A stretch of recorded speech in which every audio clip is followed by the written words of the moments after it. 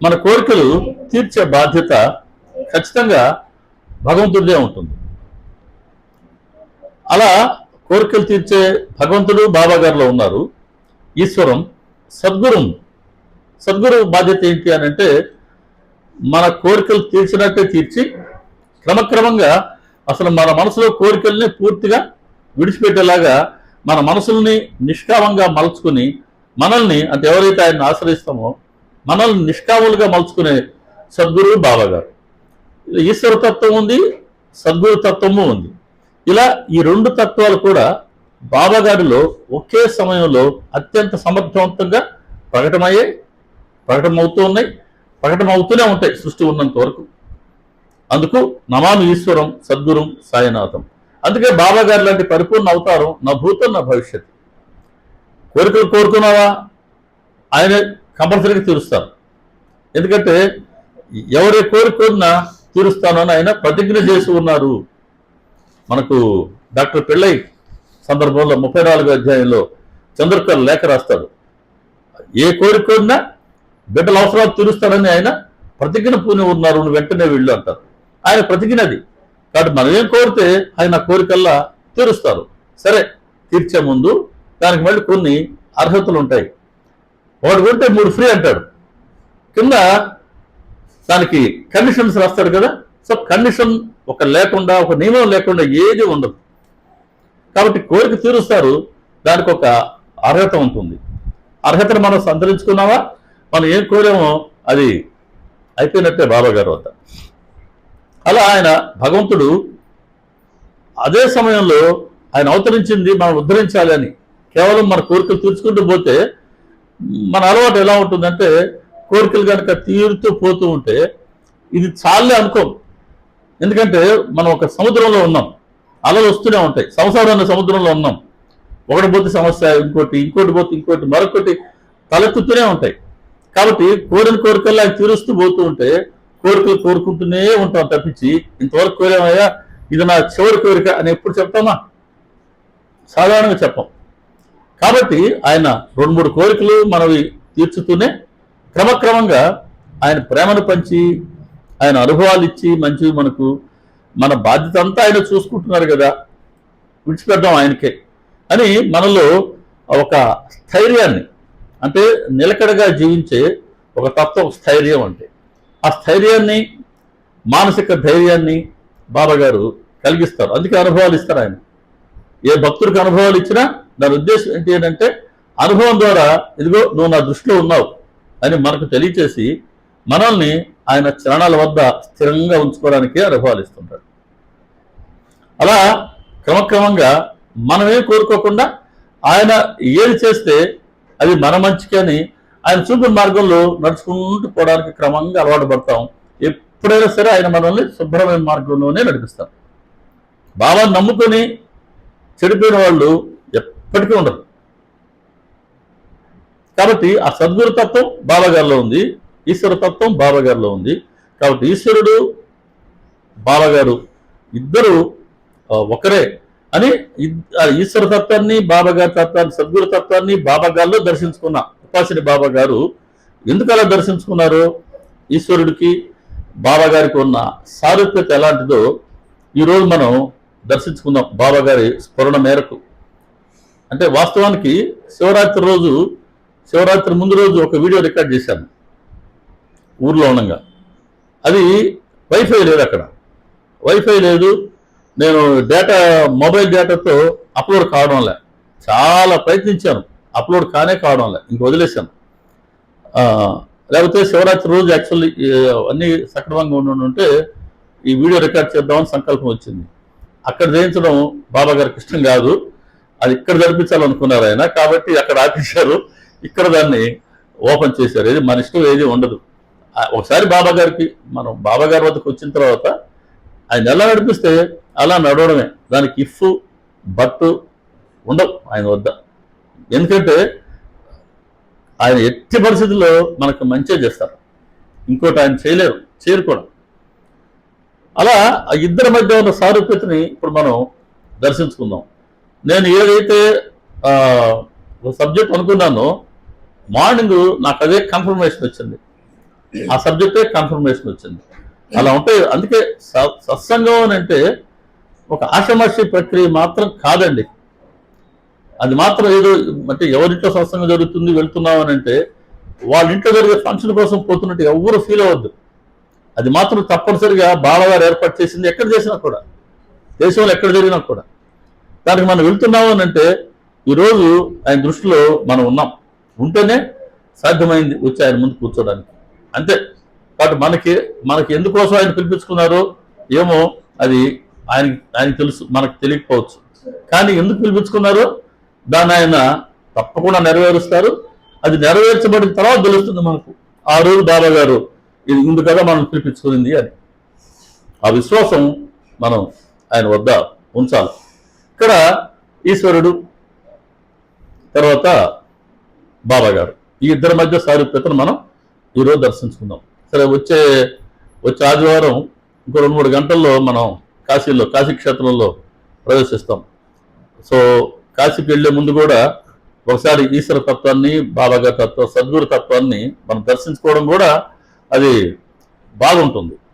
శనివారం ప్రయాణం, ఆదివారం మధ్యాహ్నం 2:45 3 o'clock మనం అందరం కాశీ క్షేత్రానికి వెళ్తాం.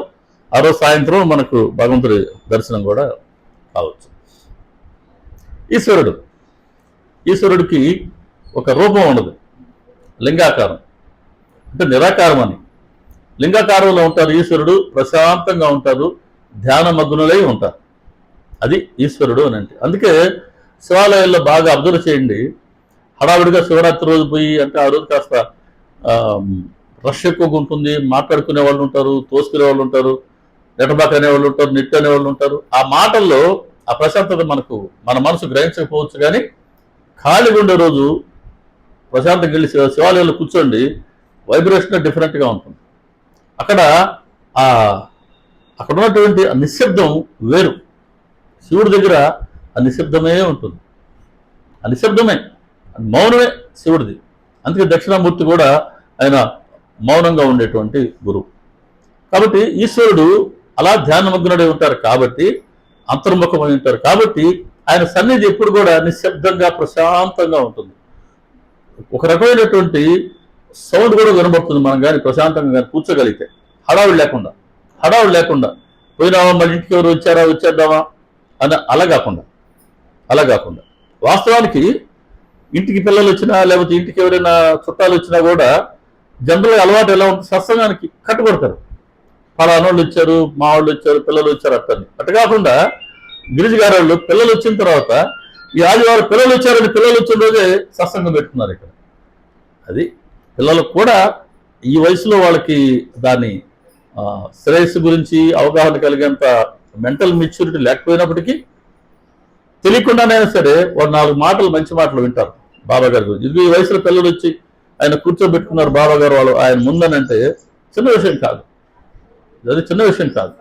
ఏదో ఉంది, లేకపోతే ఎవరిని పిలిపించుకోరు ఆయన, అస్సలు ఎవరిని పిలిపించుకోరు. సరే, ఈశ్వరుడు ఎప్పుడు కూడా ధ్యానమగ్నుడై ఉంటారు. ఆయన ధ్యానమగ్నుడై ఉండి ఆయన ఏం చేశారు అని అంటే పురాణంలో చెప్తుంది. ఒకసారి ఈ సాగర మథనం జరిగింది. దేవతలు రాక్షసులు కలిసి సాగర మథనం చేశారు. సరే, సాగర మథనం చేస్తుంటే అందులో నుంచి ఏనుగు ఐరావతం వచ్చింది, ఇంకోటి గుర్రం వచ్చింది, మోహిని వచ్చింది, అమృతం వచ్చింది. ఇలా ఒక్కొక్కటి వస్తుంటే ఏదో ఒక పద్ధతిలో దాన్ని పంచుకుంటూ వస్తున్నారు. ఇలా సాగర మథనం చేయగా చివరికి గరళం వచ్చింది, కాలకోట విషయం. దాన్ని ఎవరు తీసుకుంటారు? ఇప్పటిదాకా తీసుకోవడానికి పోటీలు పడ్డాళ్ళు ఇది కూడా తీసుకోవాలిగా. ఇది మాకు వద్దంటే మాకు వద్దన్నారు. మరి అదేం పైకి వచ్చేసింది. ఎవరు తీసుకోకపోతే ఒలికిపోతే సృష్టి నాశనం అవుతుంది. సో భగవంతుడి సృష్టి నాశనం అయ్యేంత స్థితికి వచ్చినప్పుడు ఆ గరళాన్ని ఎవరు స్వీకరించడానికి ముందుకు రానప్పుడు అప్పుడు ఆలోచించారు ఎక్కడికి పోవాలి, ఎవరి దగ్గర పోవాలి, ఎవరు రక్షిస్తారని. ఈ సాగర మథనం జరుగుతున్నంతసేపు అందరి కన్ను కూడా దీని మీద ఉంటే, అంటే అందరి దృష్టి కూడా సాగర మథనంలో ఏం మనకు వస్తుందా, దాన్ని మనం పొందవచ్చా అని చూస్తూ ఉంటే ఈశ్వరుడు మాత్రమే, శివుడు మాత్రమే దీని వైపు దృష్టి లేకుండా ఆయన అంతర్ముఖమై ధ్యానంలో ఉన్నారు. ఈశ్వరుడు ధ్యానంలో ఉన్నారు. ఆయన ఎవరిని ధ్యానిస్తాడు? ఎవరిని ధ్యానిస్తారు ఆయన ఈశ్వరుడు? శివాయ విష్ణు రూపాయ, విష్ణు రూపాయ శివయే అంటారు. అంటే శివుడేమో విష్ణువుని ధ్యానిస్తుంటారంట, విష్ణువేమో శివుణ్ణి ధ్యానిస్తుంటారట. శ్రీరాముడు కూడా యుద్ధానికి వెళ్లే ముందు రామేశ్వరంలో శివలింగ స్థాపన చేశారు. కాబట్టి శివాయ విష్ణు రూపాయ, విష్ణు రూపాయ శివయ. కాబట్టి ఈశ్వరుడు విష్ణుమూర్తిని ఆయన ధ్యానిస్తూ ఉంటారు, అంతర్ముఖమై ఉన్నారు. ఇప్పుడు దాకా జరుగుతున్న విషయాలు ఏవి ఆయన గమనించట్లేదు. ఇప్పుడు అందరూ ఆయన వద్దకు మరి పరిగెత్తుకుంటూ పోయారు. ఇలా ఇలా జరిగింది, దీన్ని కాపాడండి అని. ఆయన అప్పుడు ఆ గరళం తీసుకొని ఆయన దాన్ని తాగేయడం, దాన్ని ఇక్కడ ఆపడం జరిగింది. ఆ విష ప్రభావం వల్ల ఆయన కంఠం కాస్త నీలి రంగుకి మారిపోయింది. అందుకని ఆయన నీలకంఠుడు అంటారు. అందుకు ఆ పేరు వచ్చింది నీలకంఠుడు అని, లేదా గరళకంఠుడు. అలా ఆ సృష్టిని నాశనం కానికుండా ఆయన కాపాడడం జరిగింది. అంటే కనబడే సృష్టి అంతా కూడా ఆ వైపు కనుక మనకు దృష్టి ఉంటే అది ఎప్పటికైనా సరే అశాశ్వతమే. కాబట్టి శాశ్వతమైన వస్తువు నీలోనే ఉంది, నీ అంతరాత్మలో ఉంది. కాబట్టి దృష్టిని బయటికి వెళ్ళనీయకుండా అంతర్ముఖం కా అని బోధ శివుడి ధ్యానంలో కనబడుతూ ఉంటే, అందుకు శివలింగం ఇప్పుడు కూడా నిర్మలంగా అలా గంభీరంగా నిశ్శబ్దంగా ఉంటుంది. అది ఈశ్వర తత్వం, ఈశ్వరుడు అలా మనకు తెలుపుతూ ఉంటే దాన్నే బాబాగారు కూడా ధ్యానం చేశారు. ఎవరు ధ్యానం చేశారు? ఆయన మనకు 32 అధ్యాయంలో ఉంది, తర్వాత 18, 19 అధ్యాయాల్లో ఉంది. ఆయన వాళ్ళ గురువుని ధ్యానించారు. 4వ అధ్యాయం కూడా చెప్తుంది. ఆయన ఇది 10వ అధ్యాయం ఎదుటిచ్చే వాళ్ళతో మాట్లాడుతుంటారు, పలకరిస్తుంటారు, నవ్వుతుంటారు. కానీ ఆయన మౌనానికి ఎప్పుడు భంగం వాటిల్లలేదు. 10వ అధ్యాయం చెప్పిన మాట ఇది. ఆయన శ్రవణ రూపాన్ని మనకు వ్యాఖ్యానిస్తూ అద్భుతమైన అధ్యాయం 10వ అధ్యాయం. అసలు ఎంత సబ్జెక్ట్ ఉందో అసలు ఒకసారి కూలంకషంగా దాని మీద ఒకసారి చేసుకుంటే బాగుంటుంది అనిపించింది. అంత వ్యాస్ట్ సబ్జెక్ట్ ఉంది. ఆయన శ్రవణ రూపాన్ని అంత అద్భుతంగా వర్ణించున్నారు అందులో. కాబట్టి ఆ శ్రవణ రూపం ఎలా ఉంది అని అంటే, అందరితో మాట్లాడుతున్నారు, పలకరిస్తున్నారు, నవ్వుతున్నారు, కోపడుతున్నారు, అన్ని చేస్తున్నప్పటికీ ఆయన మౌనానికి, ఆ సమాధి స్థితికి ఎటువంటి భంగం వాటిల్లలేదు. మరి మాట్లాడుతున్నారు, నవ్వుతున్నారు, పలకరిస్తున్నారు. ఇలా పలకరిస్తుంటే మాట్లాడుతుంటే దృష్టి ఎక్కడ ఉండాలా? 10 రకాలుగా ఉండాలి. కానీ ఆయన సమాధి స్థితికి, ఆయన మౌనానికి భంగం వాటిల్లేదు కాదు. అంటే చూస్తున్నప్పటికీ అందరిలో ఏమని చూస్తున్నారు? ఆయన అందరిలో ఉన్నటువంటి ఏకత్వాన్ని చూస్తున్నారు. అందరిలో ఉన్న భగవంతుడు అంటే తమను తామే అందరిలోనూ చూస్తున్నారు, ప్రతి జీవిలో చూస్తున్నారు, ప్రతి చరువులోనూ ప్రతి అచరంలోనూ తమనే చూసుకునేంతగా ఆయన అంతర్ముఖమై ఉన్నారు. దానికి ఆయన తనను తాను కప్పెట్టుకుంటూ ఆయన చెప్పింది ఏంటి అంటే, నిన్న గురువుని ధ్యానిస్తున్నాను అంటాడు. గురువుని ధ్యానించాను అన్నారు.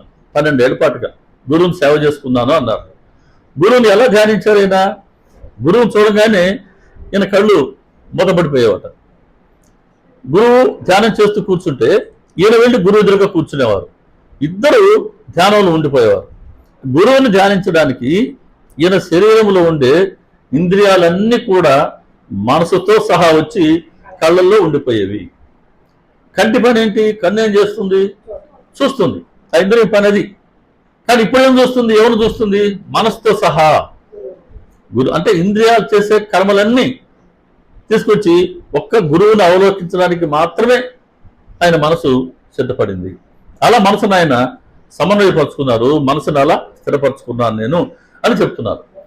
మనసు రకరకాలుగా ఆలోచిస్తూ ఉంటుంది. అటువంటి మనసు కూడా ఎటువంటి ఆలోచన లేకుండా కేవలం గురువు ముఖావలోకనమే పనిగా గురువుని ధ్యానిస్తూ ఉంది. అలా గురువుని ధ్యానించకపోతే, గురువు రూపం కనుక కళ్ళలో కానీ లేకపోతే అసలు కళ్ళే కాదు, పొట్టి మాంసపు గోళాలు అని బాబాగారు తమ గురువును తాము ఎలా ధ్యానించారో అక్కడ చెప్పడం జరిగింది. రోజల్లా నేను నా గురువు ముఖాన్ని అవలోకిస్తుండేవాడిని, నాకు వేరే రూపాలు చూడటం తెలియదు. రోజల్లా నేను వారి నామాన్నే పలుకుతుండేవాడిని.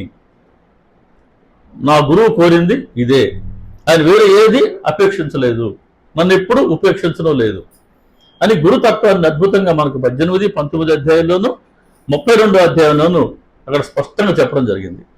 కాబట్టి బాబా గారు గురువుని ధ్యానిస్తూ ఉన్నాను అని చెప్పడం వల్ల అర్థం ఏంటి? ఆయన గురువు ఉన్నారు లేదో మనకు ఎక్కడ కూడా రికార్డింగ్ అయితే ఎక్కడ రికార్డ్ ఇది కాలేదు. 4వ అధ్యాయంలో కూడా ఈ కుర్రవాడు ఇక్కడ 12 సంవత్సరాలు తపస్సు చేశాడు అని చెప్పాడు ఖండోబా ఆవహించినటువంటి ఆచార్య గణాచారి అంటాడు.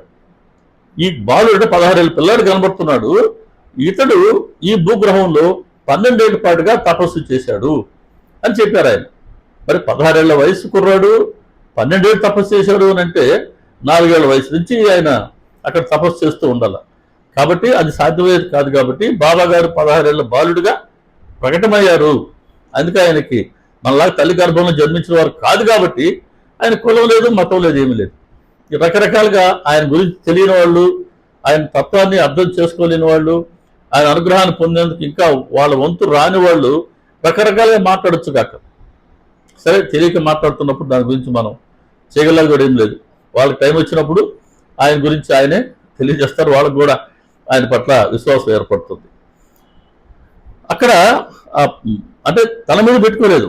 తను ఇక్కడ తపస్సు చేశానన్న మాట చెప్తే తనని వాళ్ళు దేవుడు చేసేస్తారని, ఇది నా గురువు యొక్క స్థానం, అతి పవిత్రమైన నా ప్రదేశం, నా మాట విని దీన్ని ఇలాగే భద్రపరచండి అని చెప్పారు. మనం చూసే గురుస్థానం అదే షిరిడీలో. కాబట్టి తన మీద పెట్టుకోలేదు. తన గురువుని నేను తపస్సు చేశాను, గురువు ధ్యానించానని చెప్తున్నారు. దాని భావం ఏంటి అని అంటే, మనం కూడా రకరకాల రూపాలు మన కళ్ళల్లో నిండిపోయి ఉంటాయి. అందుకే ధ్యానం ప్రయత్నం చేసినామంటే కాస్త కళ్ళు మూసుకొని ప్రశాంతంగా ధ్యానం చేసే ప్రయత్నం చేయగానే ఏవేవో గుర్తుకొస్తుంటాయి, ఎవరెవరు గుర్తుకొస్తుంటారు. ఎందుకు వస్తున్నాయి అంటే అవన్నీ కూడా మనసులో నిక్షిప్తమై ఉన్నాయి. ఆ రూపాలన్నీ ఏదైనా కావచ్చు, ఎవరైనా కావచ్చు. అవన్నీ తొలగిపోతే కానీ మన దృష్టి మన గురువు మీద లగ్నం కాదు. కాబట్టి అంతర్ముఖం అయితే నువ్వు అటువంటి స్థితిని పొందగలవు. బాబా గారు అంతటి అంతర్ముఖంగా ఉన్నారు కాబట్టే ఎలాగైతే నీలకంఠుడు ఈశ్వరుడు లోకాన్ని సంరక్షించాడు ఆ రోజు, ఇప్పుడు బాబా గారి వద్దకి ఎవరు పోతున్నా మనం ఏం చేస్తున్నాం? బాబా గారి స్థితి అది. ఆయన గురువుని ధ్యానిస్తూ ఉన్నారు. బయట విషయాలు ఏవి ఆయన కంటికి కనపడవు అన్నారు. ఆయన ఏం చూసేవారు ఎరగరు అంటారు. కానీ మనం ఎలా ఉన్నాం?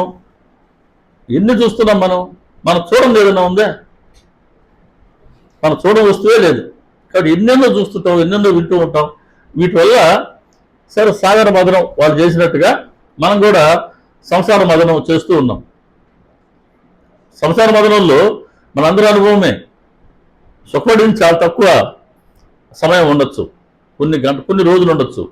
కానీ రకరకాల సమస్యలతో మనం ఇబ్బంది పడ్డ రోజులే ఎక్కువగా ఉండవచ్చు.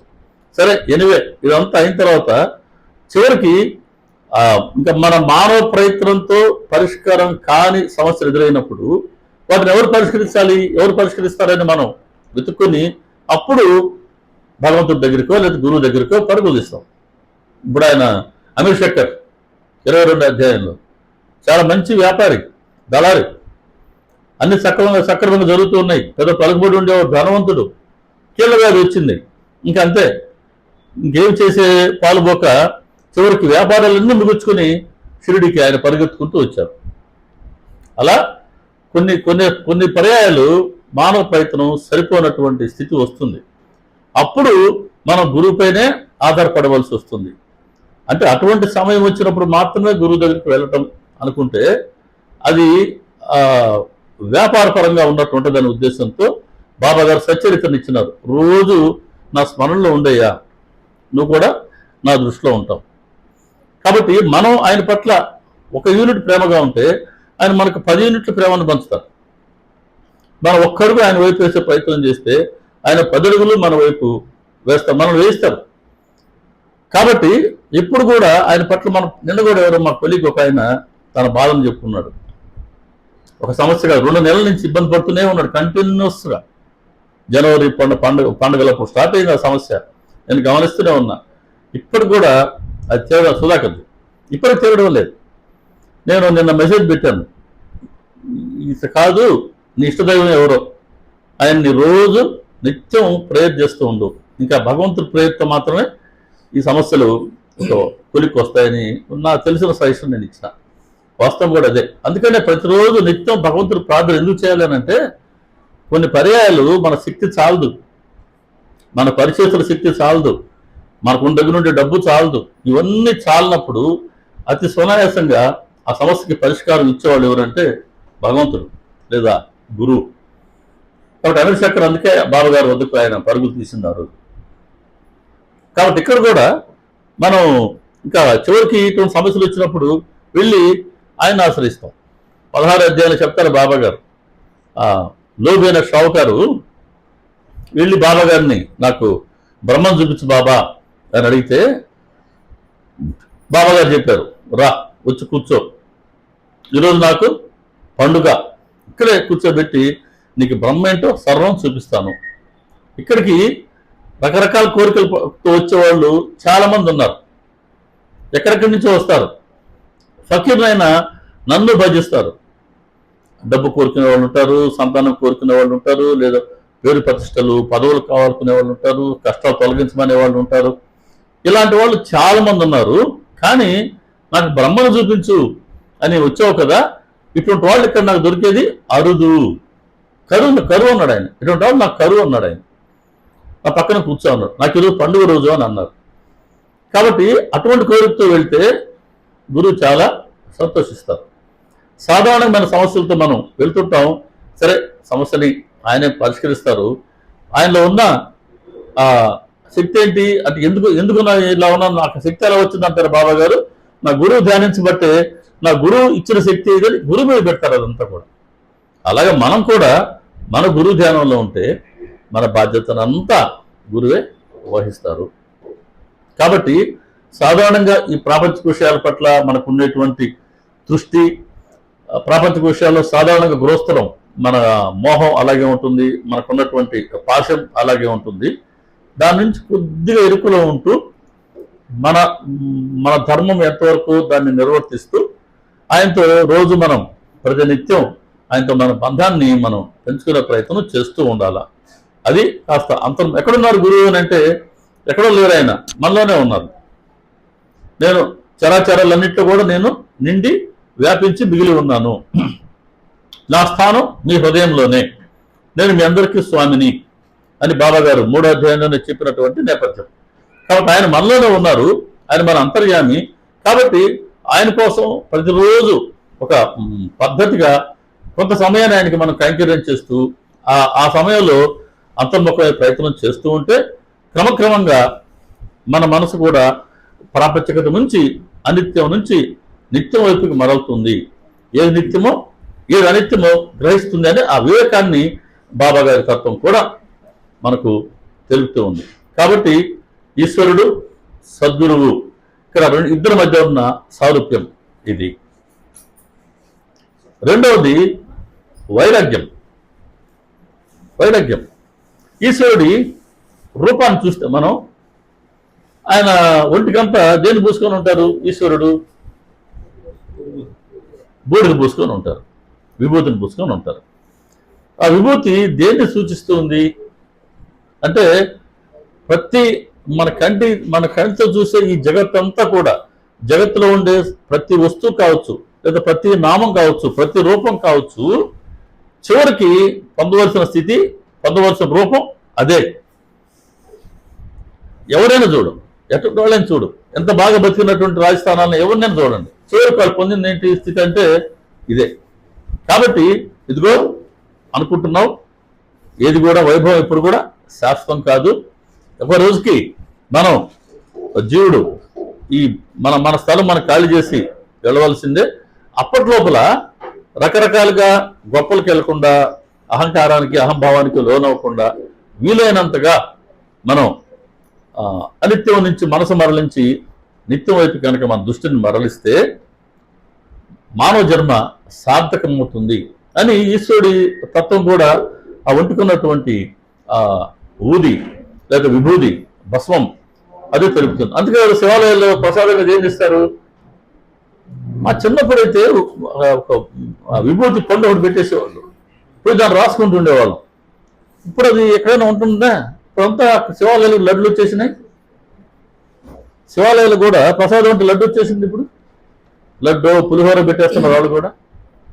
ఒకప్పుడు లడ్లు కానీ పులిహోర కానీ వైష్ణవాలయాల్లో ఉండేటివి, ఆ ప్రసాదం ఇచ్చేవాళ్ళు.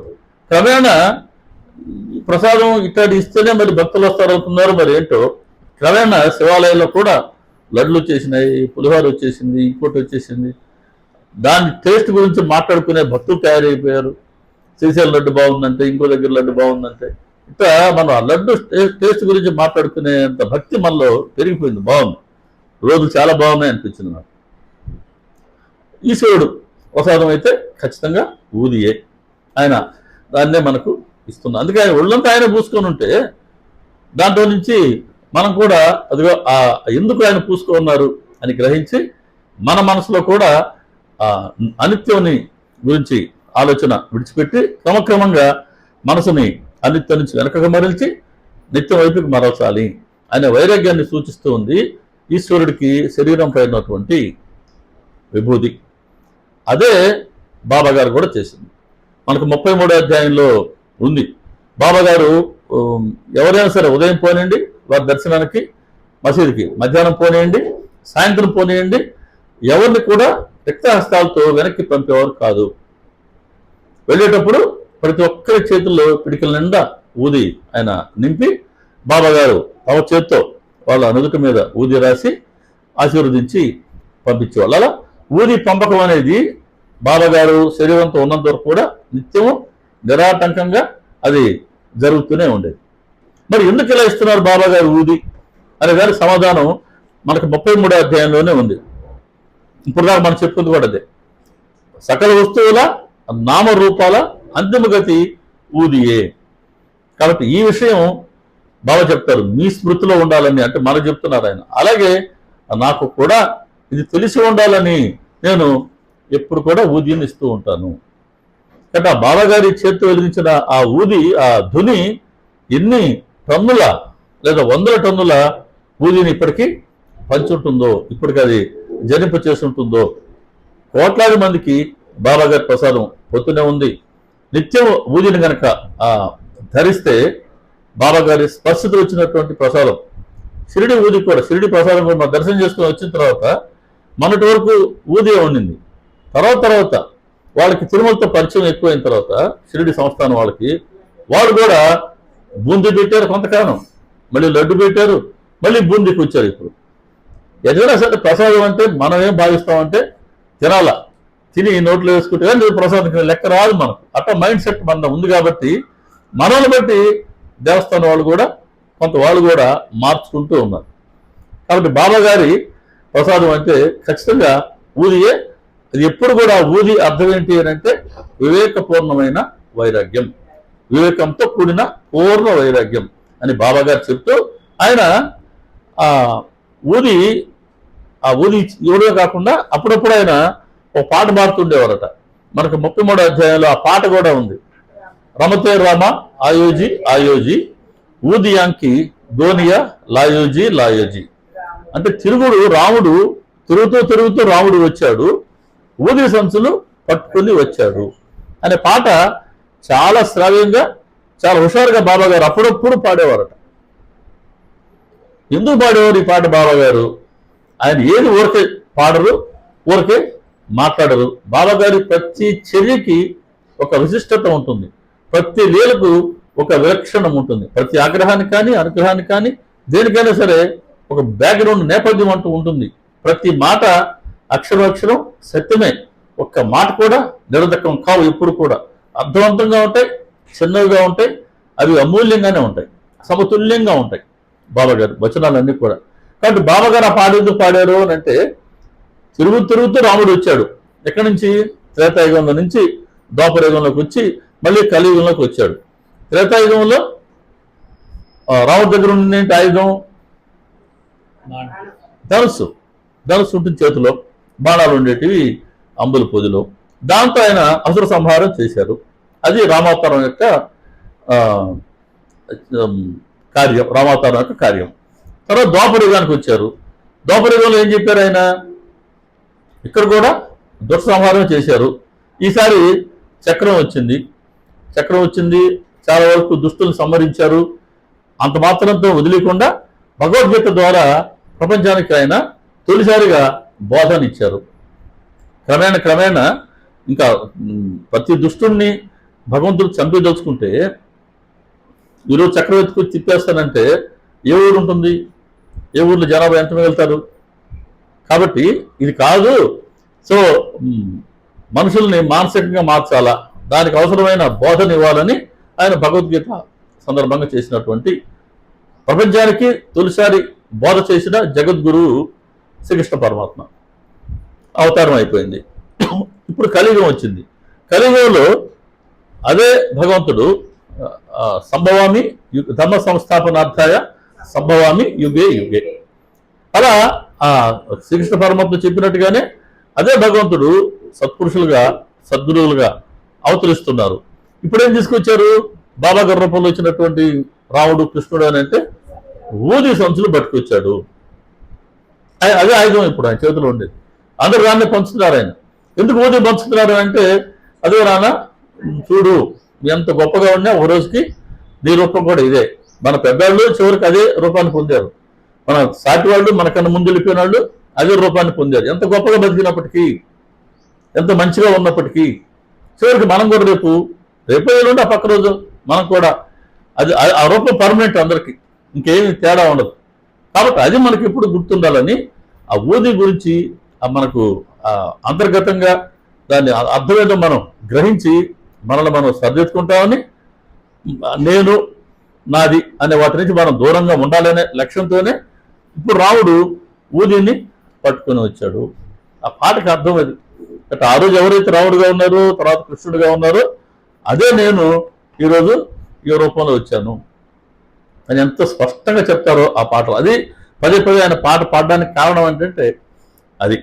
కాబట్టి ఈశ్వరుడు వివేకాన్ని బోధించారు ఆ అంతర్ముఖంతో, విభూతి ద్వారా వైరాగ్యాన్ని కూడా బోధిస్తున్నారు. బాబా గారు కూడా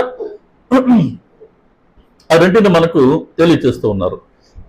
తర్వాత వాళ్ళు ధరించినటువంటి వస్త్రాలు చూద్దాం. సరే, రామకృష్ణ పరమహంస గారు చెప్పినట్టుగా భగవంతుడు ఎప్పుడు కూడా మానవ రూపంలోనే అవతరిస్తున్నారు లోక కళ్యాణం కోసం, మానవుడి రూపంలోనే. సరే, మనకు ఈశ్వరుడు అంటే మనం చూసినటువంటి ఫోటోలు కానీ ఏదన్నా కానీ ఆయన పులి చర్మాన్ని ఆయన కప్పుకొని ఉంటారు. పులి చర్మం అంత నిరాడంబరంగా ఉంటారు ఆయన. బాబా గారు చిరిగిపోయినటువంటి వస్త్రం, కఫిని, ఒక తలకు ఉండేటువంటి ఒక గుడ్డ, ఇది ఆయన ధరించినటువంటి వస్త్రం. ఆ కఫినికి ఎన్నో కంతలు ఉండేటట. ఆయన ఒక 6 వారాల పాటుగా కొన్నిసార్లు స్నానం చేసేవారు కాదట. ఈలోగా ఆ కంతలు, అయ్యో బాబా గారు ఒడ్డు మీద సరిగ్గా బాగాలేదు చూసేందుకనని ఏదో పొరపాటుగా ఒక కంత పడింది అనుకో, మనకు ఏదన్నా సపోజ్ ట్రైన్ ఎక్కామో లేదా బస్సు ఎక్కామో, మేకు పట్టుకుంది, కాస్త చిరిగింది అనుకో, ఇక మన దృష్టి అంతా ఎక్కడ ఉంటుంది? కూర్చున్నప్పుడు ఇటు చూసుకుంటుంటాం. ఎవరు తెలియదు చిరిగిందని, ఎవరు చూడరు.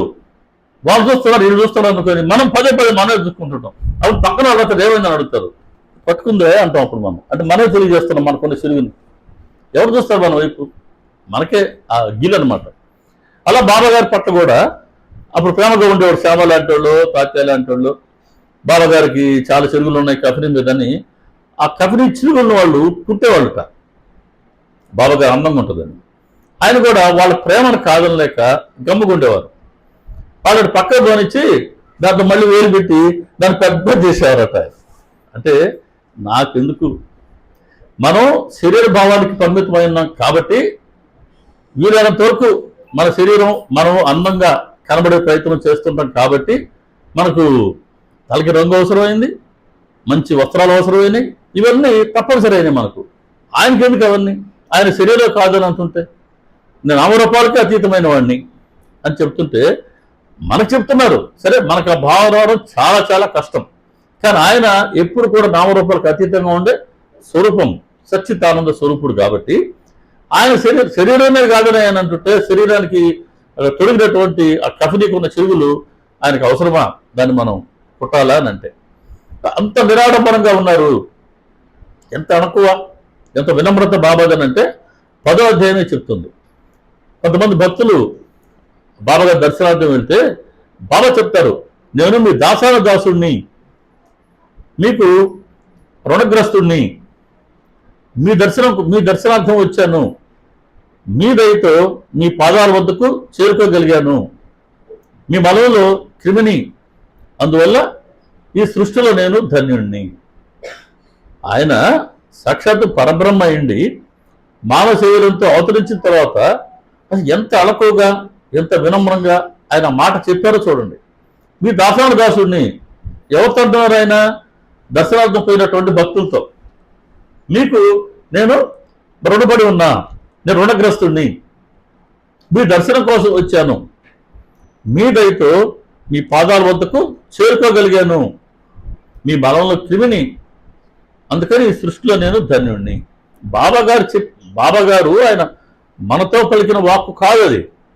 మనం బాబాగారికి చెప్పుకోవాల్సినటువంటి పలుకులు మనం చెప్పుకోవాలి బాబాగారికి. అయ్యా, మేము నీ దాసులం, నీకు మేము రుణపడి ఉన్నాము, నీ దర్శనం కోసం వచ్చాము, మేము నీ దయ వల్ల నీ పాదాల వద్దకు మేము చేరుకోగలుగుతున్నాము, మేము నీ మలంలో క్రిమిగానే ఉన్నా చాలు, మేము ధనులు అవుతాం అని మనం చెప్పుకోవాల్సిన మాటల్ని మనం అటు చెప్పుకోలేము. కాబట్టి ఆయన మన కోసంగా తెలియజేస్తున్నటువంటి బోధ అది. బాబాగారి ప్రతిదీ చాలా విలక్షణంగా ఉంటుంది. మనం చెప్పుకోవాల్సిన మాట అది. ఇప్పుడు భక్తుడు బాబాగారి భక్తుల్లో అంటే ఒక ప్రత్యేకమైన క్యారెక్టర్ ఎవరిది అంటే ఆయన బాలాజీ నెవస్కర్. చిన్న క్యారెక్టర్, మళ్ళీ కనబడడం మనకు 35 అధ్యాయంలో ఒకసారి తలుక్కుని వస్తుంది ఆయన పేరు, బాలాజీ నెవస్కర్. ఎంతటి భక్తుడు అంటే, సరే ఆయన బాబాగారు నడిచేటువంటి ఆ దారులన్నీ ఆయన శుభ్రం చేసేవాళ్ళు, అది సరే. తర్వాత రాధాకృష్ణబాయి చేశారు, అబ్దుల్లా చేశారు, ఓకే. కానీ ఆయన బాబాగారికి మొహం గడుపుకునేందుకు, స్నానం చేసేందుకు నీటిని పెట్టేవాడు మసీదులో. బాబాగారు స్నానం చేసినా, బాబాగారు మొక్క కడుక్కున్న ఆ నీళ్లు వెళ్ళి ఆ పక్క నుండే మురుగు కాలువలో ప్రవహించేవట. ఈయన బాబాగారి దగ్గరకు వచ్చేవారు కాదు, బాబాగారిని దూరం నుంచే దర్శించుకునేవారు నెవస్కర్. బాబాగారి శరీరం పై నుంచి వచ్చినటువంటి నీరంతా ఆ మురుగు కాలువలో పోతుంటే నెవస్కర్ వచ్చి ఆ మురుగు కాలువలో నీటిని ఆయన త్రాగేవారు. ఎంతమంది చేయగలరు ఈ పని?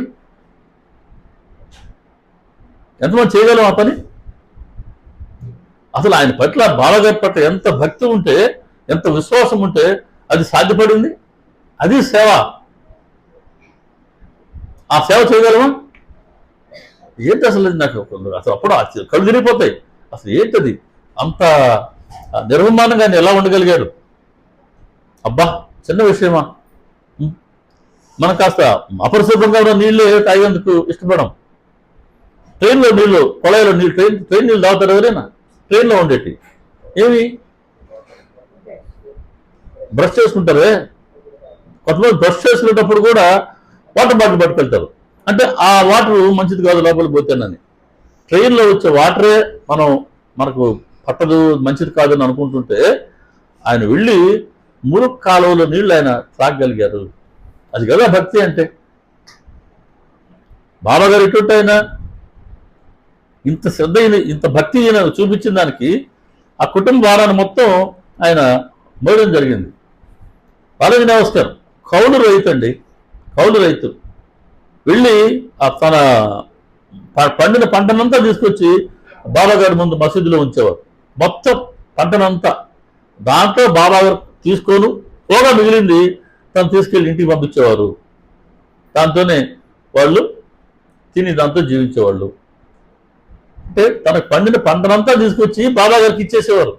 అంటే ఎంత శరణగతి భావం ఉంటే అది సాధ్యమవుతుంది. ఎంత శరణగతి భావం ఉంటే ఆ మురుకు కాలువలో నీళ్లు ఆయన త్రాగగలిగారు.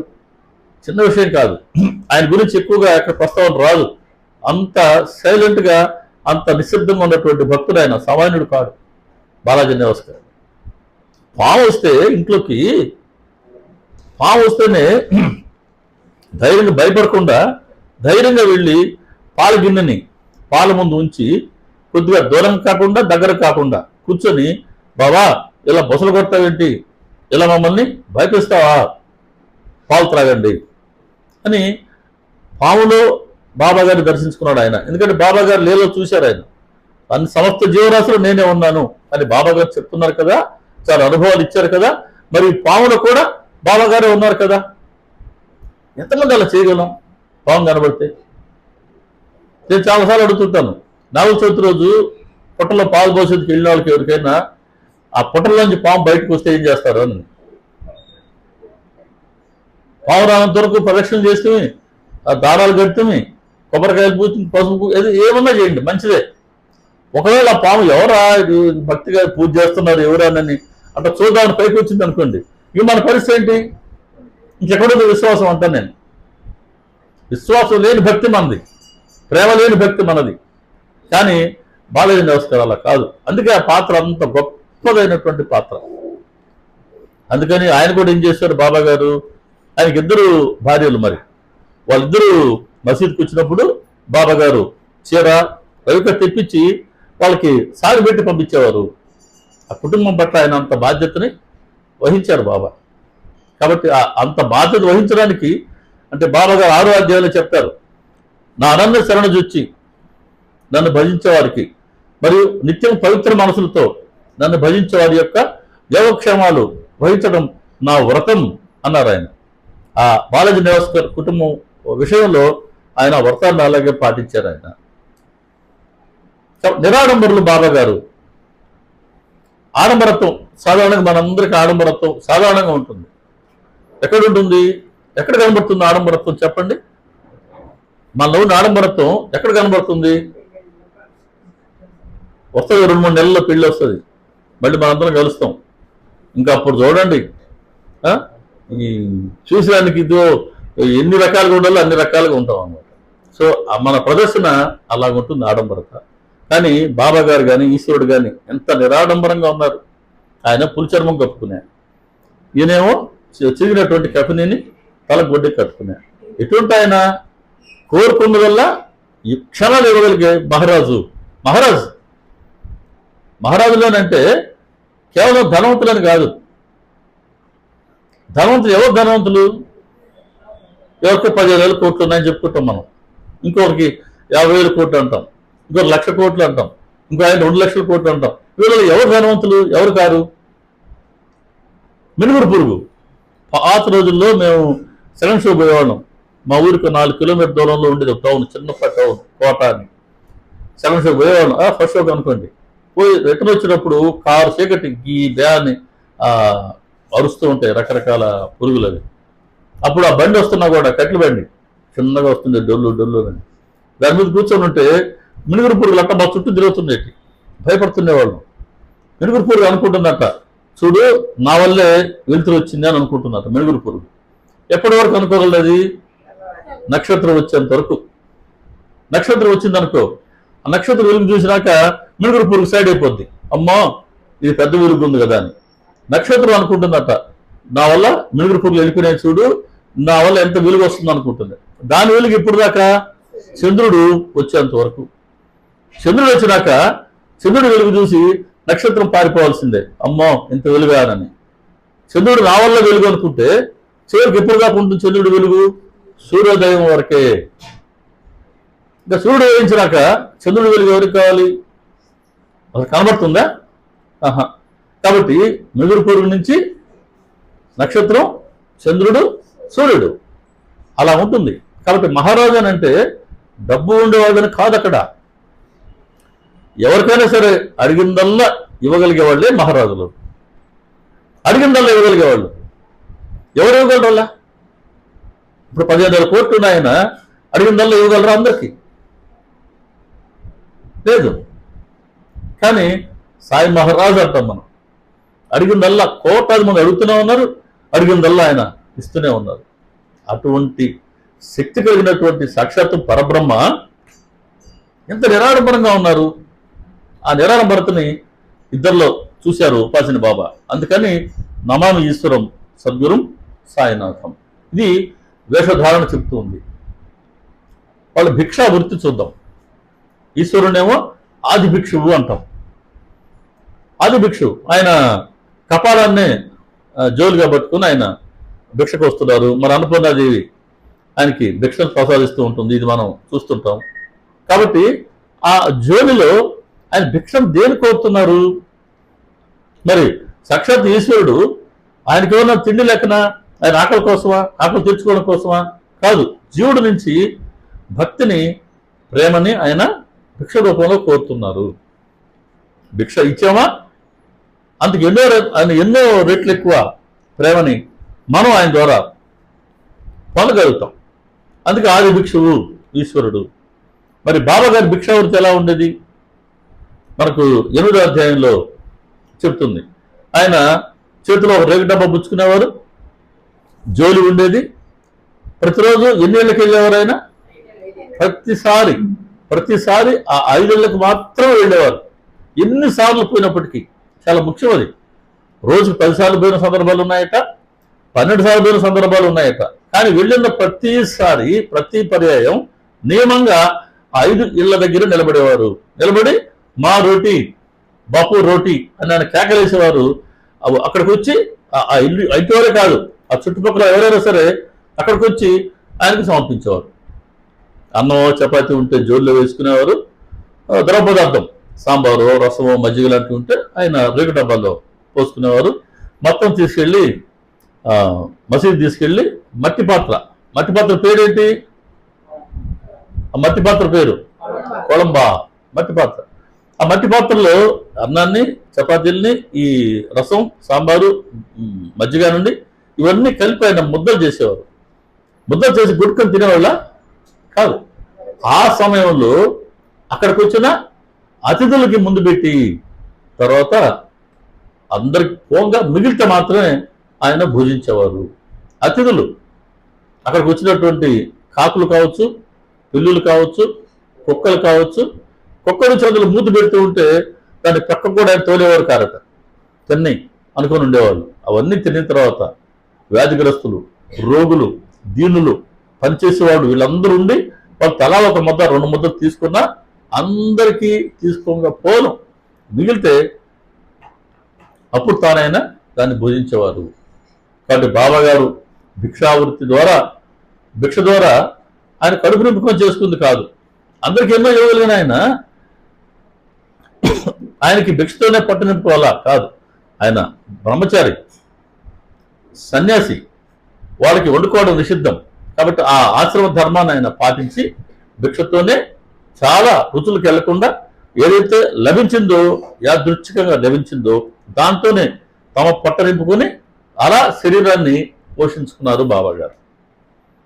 ప్రతి జీవి కూడా ఆకలేని వాళ్ళకి అన్నం పెట్టాలి అనే ధర్మాన్ని ఆయన మనకు తెలియచేస్తూ ఉన్నారు. కాబట్టి ప్రతి చర్య విశిష్టం బాబా గారి ప్రతి చర్య. ఆ చర్య ద్వారా మనం గ్రహించాల్సింది ఉంది. ఇదిగో బాబా గారే భిక్ష తీసుకొచ్చిన దాన్నే అందరికి పెట్టంగా మిగతా తిన్నారు. మనం కూడా ఆకలి కొన్న జీవికి ఆకలి తీర్చడం మన ధర్మంగా మనం కూడా భావించాలి. ప్రత్యేకించి ఎండాకాలం వచ్చేసింది. బయట ఏదైనా చిన్నపాటి పెద్ద గిన్నెల్లో వాటర్ పెట్టి ఆ మొత్తంలో పెట్టండి. వాటర్ పెట్టి పెట్టండి. పక్షులు వచ్చి నీళ్ళు తాగుతాయి. కాస్త వాటికి మనం దాహాన్ని తీర్చిన వాళ్ళం అవుతాం. అవకాశం ఉన్న ప్రతి ఒక్కరూ ఎండాకాలం అంతా ఈ 2-3 నెలలు ఆ సేవ చేద్దాం. నేను గమనించాను, నేను ఊర్లో వాటరింగ్ చేస్తుంటే ఒక పక్క నీళ్ళు నిలబడి ఉన్నాయి. 5-6 కాకులు వచ్చి ఆ నీళ్ళు తాగుతూ ఉన్నాయి. అమ్మ చూడు ఎండలు స్టార్ట్ అయినాయి, ఎక్కడ దొరకలా మంచినీరు, వచ్చి వాటిని తాగుతున్నాయి. సో మనం కూడా నీళ్లు పోసిన పాత్రని పెట్టి రోజు నీరు పోస్తుంటే, నీరే ఆహారం పెడితే ఇంకా మంచిదే, ఆహారం పెట్టండి మంచిదే. అలా జీవుల పట్ల ప్రేమతో ఉండండి. అలా భిక్షావృత్తి ద్వారా బాబా గారు మనకు తెలుపుతున్నది, నీ కడుపు నింపుకోవడం కాదు, సాధ్యమైన మేర ఆకలి కొన్న జీవులకి ముందు అన్నం పెట్టు, తర్వాత నువ్వు భుజించు అని ఇదే తెలుపుతున్నారు. అంటే అలా సేవలో, జీవుల సేవలో, భగవంతుడి సేవలో మనం కూడా ఉండొచ్చు అన్నదాన్ని అక్కడ బాబా గారు మనకు తెలుపుతున్నారు. సరే, తక్కినవి ఇంకా ఇంకా ఈ సారూప్యాలని ఇంకొన్నిటి మనం దర్శించుకునే ముందు చిన్న బ్రేక్ తీసుకుందాం. బ్రేక్ ఎందుకు అవసరమైంది? కాఫీ కోసం. శ్రీ సచిదానంద సమర్థ సద్గురు సాయినాథ్ మహారాజ్ కి జై.